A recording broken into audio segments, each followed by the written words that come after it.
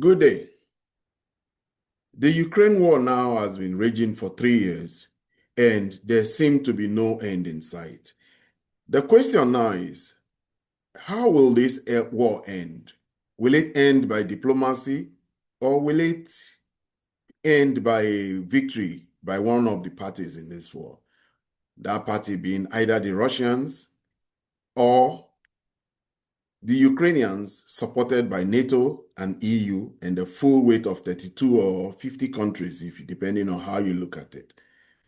This war is one that is a big question as to how it will end. We've seen it rage.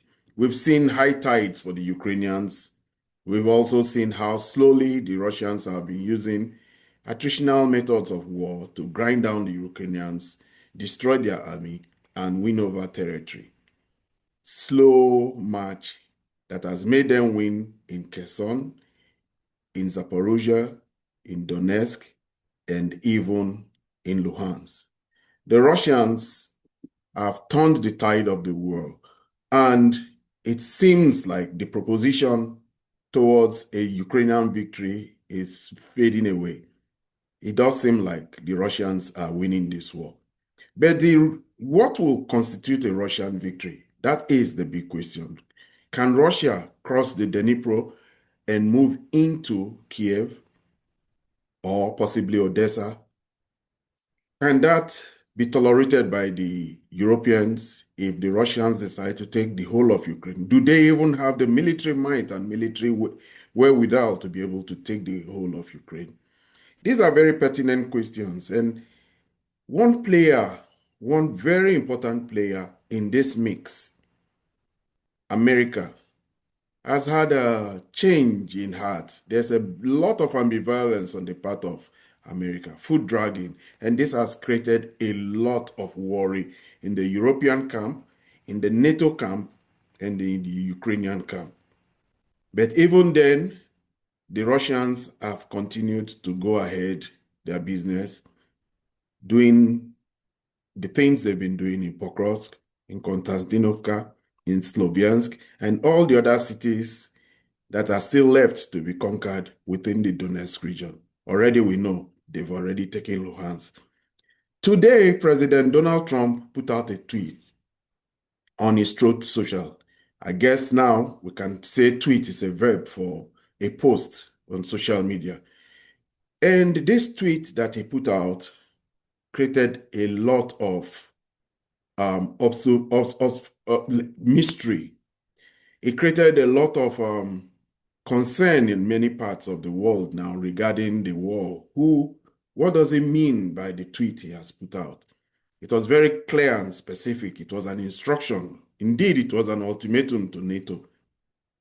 And it was not something anybody foresaw coming, especially as he has sought repeatedly to bring NATO, to bring Ukraine, and to bring Russia together to find an amicable solution, a diplomatic solution to this war. But yet, they are far away and the war is raging. So Donald Trump's tweet today has left a lot of to be desired, a lot of conjecturing, a lot of discussions within diplomatic and military circles in both parties, in both countries and in both regions. Good day and welcome to my channel, Ebima Amungo's Perspective on Global Affairs. If you're new to my channel, please subscribe. If you have any opinions regarding the views I have expressed today in this video, please put them in the comment section. Do well to like and share. President Trump shared a tweet today on his Truth Social, and that tweet has a lot about it that is mysterious. It may not be particularly mysterious in its content. It is a very direct statement he made. A letter sent by President Donald Trump to all NATO nations and the world. I am ready to do major sanctions on Russia when all NATO nations have agreed and started to do the same thing. And when all NATO nations stop buying oil from Russia. As you know, NATO's commitment to win has been far less than 100%. And the purchase of Russian oil by some has been shocking. It greatly weakens your negotiating position and bargaining power over Russia. Anyway, I am ready to go when you are.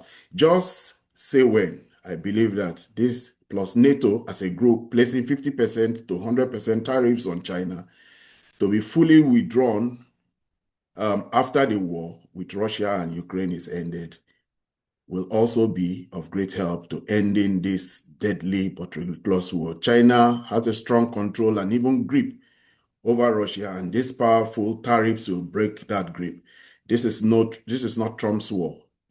It never had to never have started if I was president. It is Biden and Zelensky's war. I am only here to help stop it and save thousands of Russians and Ukrainian lives. 7,118 lives lost last week alone. Crazy. If NATO does as I say, the war will end quickly, and all those lives will be saved. Not you are just wasting my time and the time, energy, and money of the United States. Thank you for your attention to this matter. Donald J. Trump, President of the United States of America. What do you make of this tweet? How has it been read? What is President Trump trying to say? President Trump, by my own conjecture, is not sold on this war. He has never been a fan of the Ukrainians and he has never been a fan of Zelensky. But that may not be it. There may be other opinions out there as regards to the content, what President Trump really means regarding this tweet, what he wants. NATO, as we know, had been under the umbrella of America. They have gotten most of their funding from America, most of their military support from America, and especially for the smaller countries in the Baltics and those other smaller countries that form the part of NATO, they have agency in being part of this big bloc. Most of the funding and military expenditure has been done by the United States for one simple reason. The puny military infrastructure of the European counterparts in NATO and the fact that they don't have their own military industrial complex. It is American arms, American money, and American logistics that has been used in covering NATO in many situations. So NATO really hangs on America's largesse, benevolence, and goodwill. But President Trump has found a way to bring peace. He has been doing this for a long time now. That peace, as I have said in many of my videos, is his excuse, is his off-ramp. It is true peace and his insistence on a peaceful resolution of this war that he has reduced his commitment and that of America.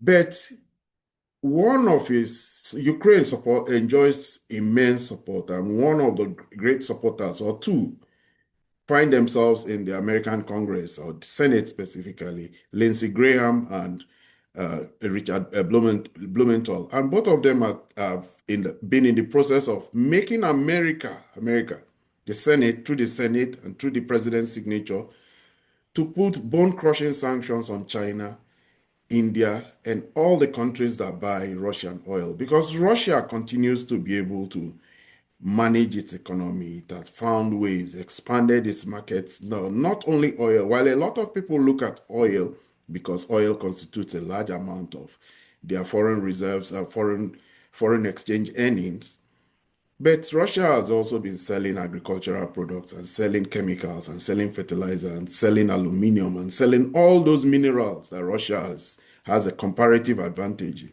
People forget that Rusal is one of the biggest aluminum smelting companies in the world.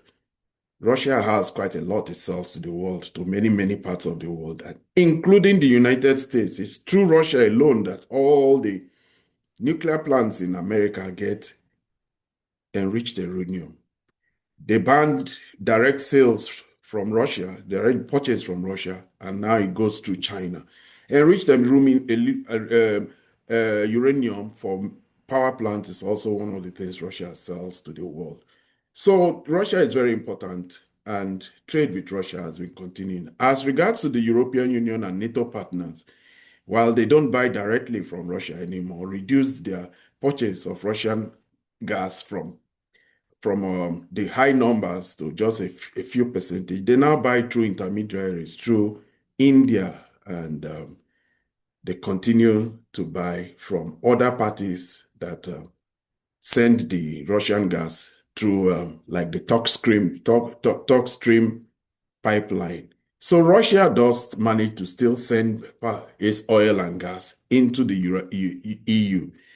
And that is just now what Trump wants the Europeans to commit to.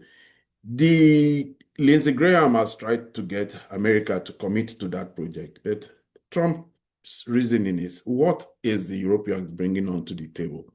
And this is what he has put forward to the Europeans. Is it something they can do? This is the big question. Is placing sanctions on China and Russia something that the European supporters of or members of NATO can do? It doesn't seem to me possible. China is not only the source of a lot of products for the intermediate production of intermediate products for the production of a lot of goods. They control the supply chains of so many products, copper, aluminum, quite a lot of products there because they have their vast mining and smelting and refining industries within China. But that all is not the end of it. China is also the biggest market. America has an $18 trillion market for its consumer, but America's business is mainly consumer goods for people.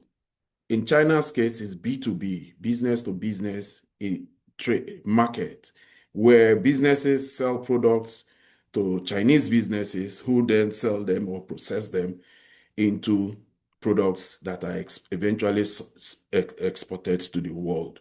This is what makes China's market very important. China's market is both important as a B2B and a consumer market, and it is worth 8 trillion, second only to that of America. That market is the place that a lot of European companies are finding succor in. BASF, German companies have exploited that market for a long time, and they have continued to signal that despite the fact that the European economies are suffering due to high energy costs, they are signaling by the very immense investments they are making in China that they have pitched their tent in China, and China is very important to their well-being going forward. It doesn't seem likely that they will want to break that relationship with China. Another thing too is India too also is important to them. India is the means by which they get Russian hydrocarbon processed in India now and shipped to them.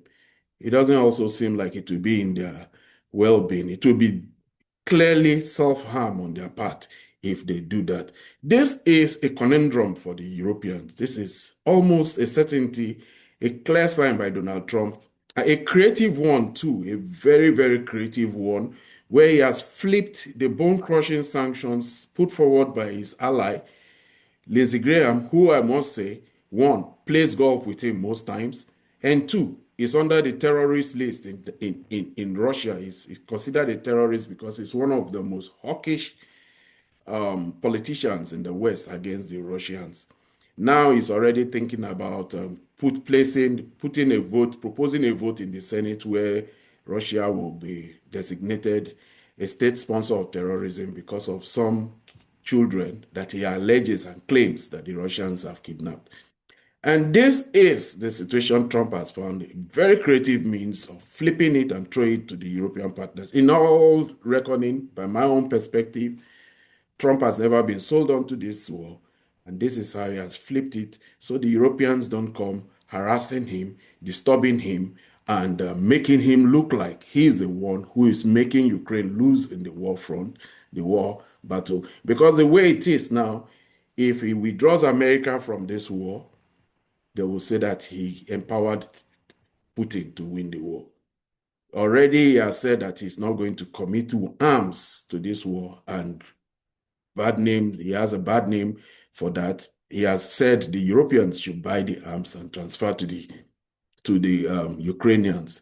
They call him all names now in Europe. These days too, there's something very interesting I see in European newspapers and European journals and They put picture of Donald Trump with his mouth twisted in a way that makes it look as if he has had an episode of a stroke. It is a common picture you find in most of the European media.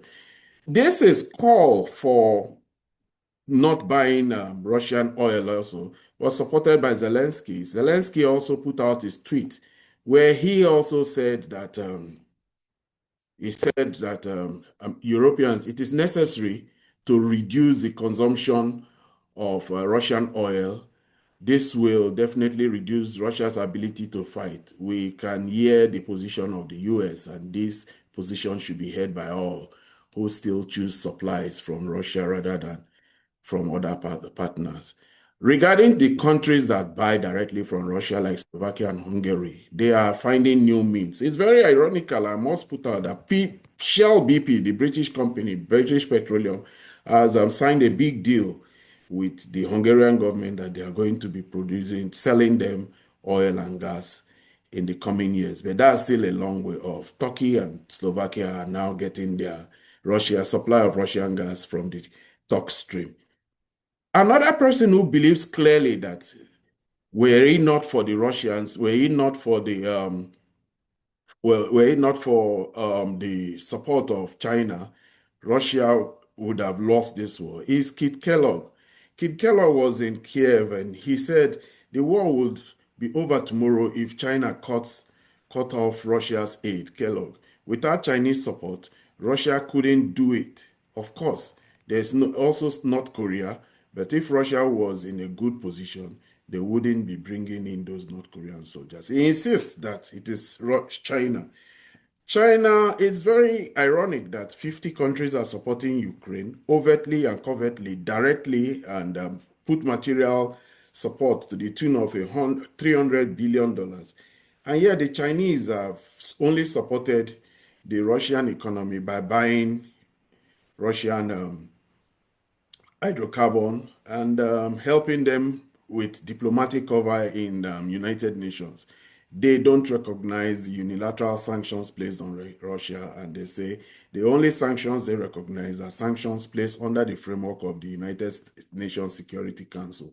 Unfortunately, the United Nations instrument by which peace and by which political settlements used to be the main thing that was done there, as the United Nations has been subverted, nobody goes there anymore. All the wars in recent times involving big powers like NATO and the United States have not needed a resolution of the United Nations. And a case in point is that of Iraq. And they have moved away from using that instrument. And for that reason, China says they are not part of any sanctions, unilateral sanction carried out by the West. And because of China's leverage, as both as a market and as a supplier of goods, we saw that recently. China decided that they were going to stop export of rare earth metals, and it brought the whole manufacturing in America, especially in the military industrial complex and in the automotive industry, to a screeching halt. A screeching halt that made the American president capitulate instantly. There was no delay in his capitulation. He tapped out very fast because that was a point nobody foresaw and a leverage nobody foresaw the Chinese as having. Already we know that two-way trade between America and China has already been decreasing. The Chinese are pulling all the stops. They don't buy soya bean from America again. Not a single bushel of soya bean has been bought in 2025. As this trade war is going on and China is showing its ability to put pain, they have leverage in many points apart from just what it is. Because for the past 4 years or 5 years, the Americans had felt completely that they could put pain on the Chinese, cut them off semiconductors, cut them off very important products that would power the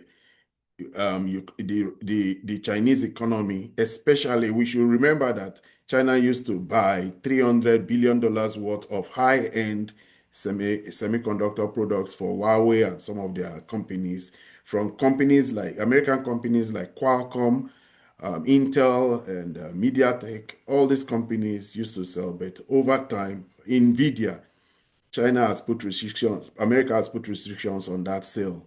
And China is now, because they do have the means to create their own alternatives. They are creating their own alternatives, and they are it is helping their own local industries to grow.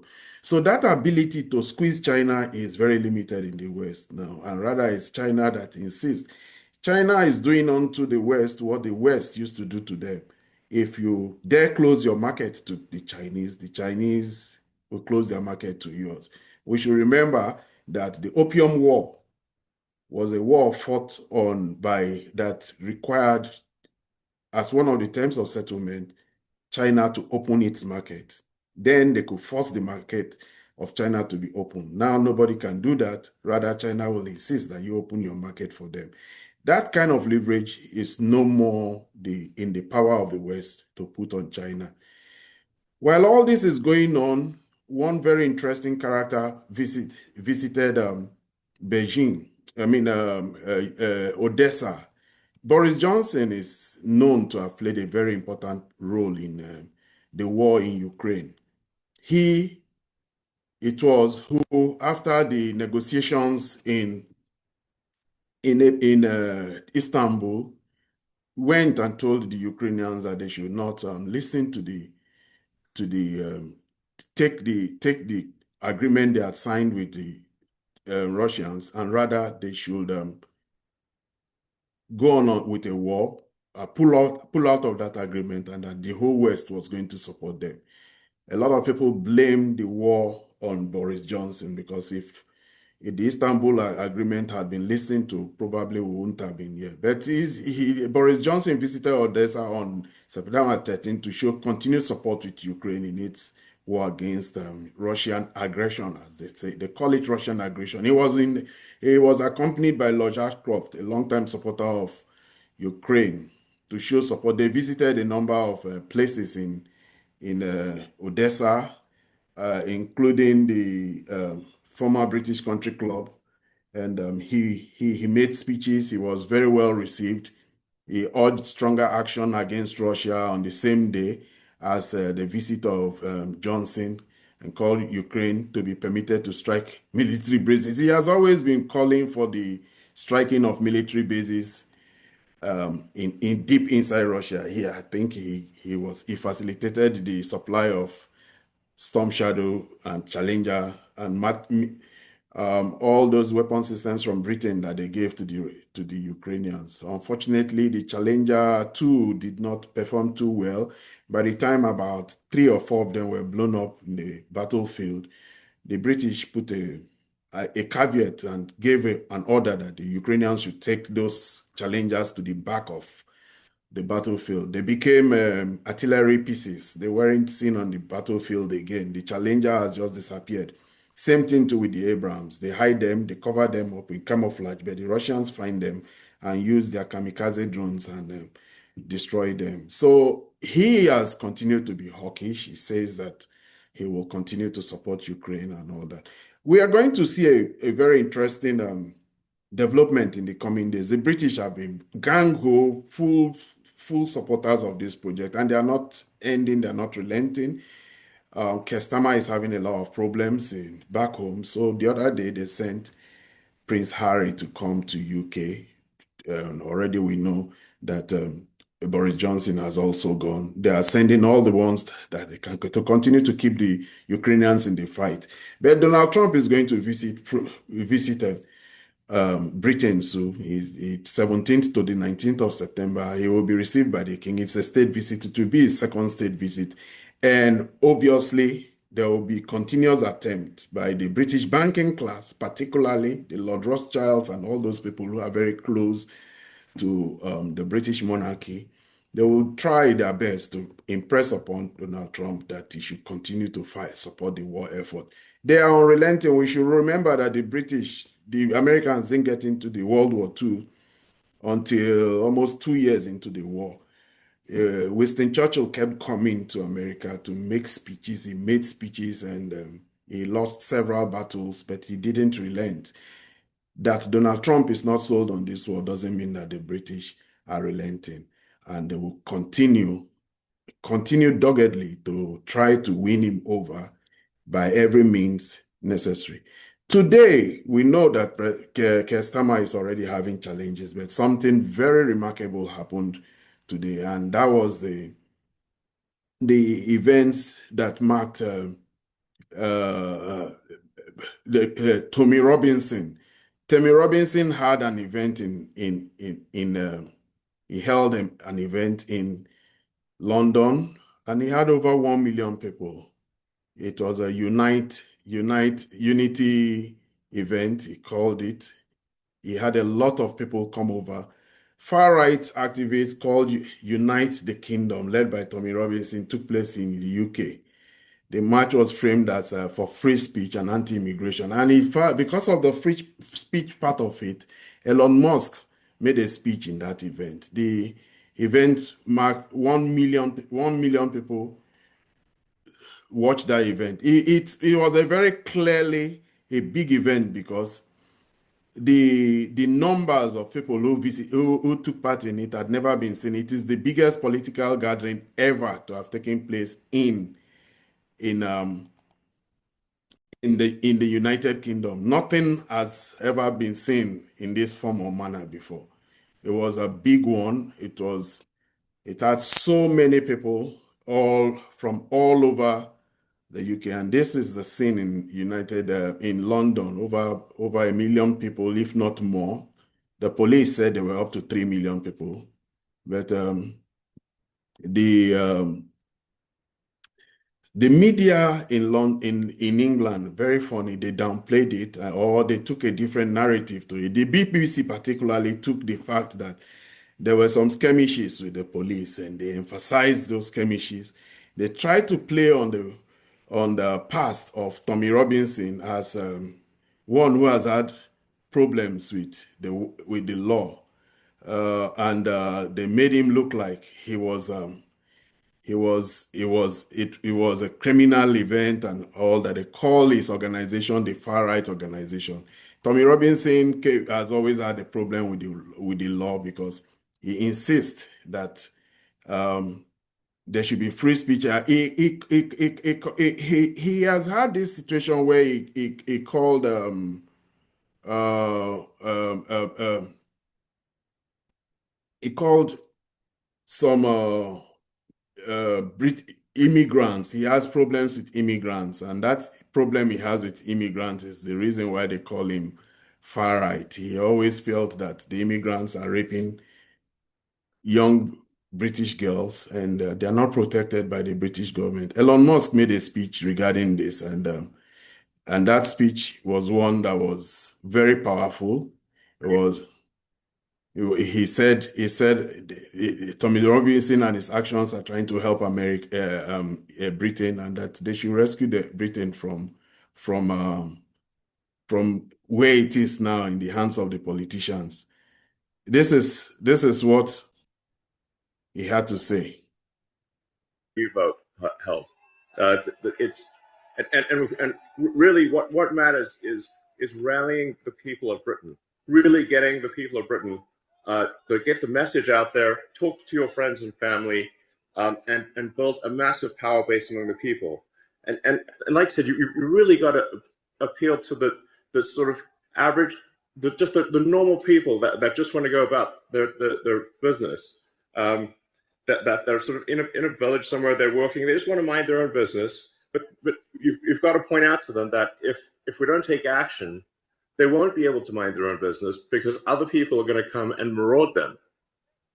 There's risk of there's genuine Tommy risk of rape. Robinson was very happy and grateful for the contributions of Elon Musk to the success of this event. Elon Musk has been very, very gango. He has been down. He has really taken the campaign of Tommy Robinson. He got him back his Twitter account. His Twitter account was blocked for a while, and he got him back his Twitter account. Today also, they had a very big celebration in, of all places, Moscow. Moscow is celebrating Moscow is celebrating a big event. I think it's several hundred years of them being 878 years today. Moscow was founded in 1147 and it grew from a small town capital to a global megacity. It has 13 million people now. And President Putin was very happy about the growth of Moscow. He put it out there. He tweeted about it, and he put all the achievements that Moscow has achieved over the past few years. It's celebrated. They discussed a lot about Moscow's new success as a big mega city now.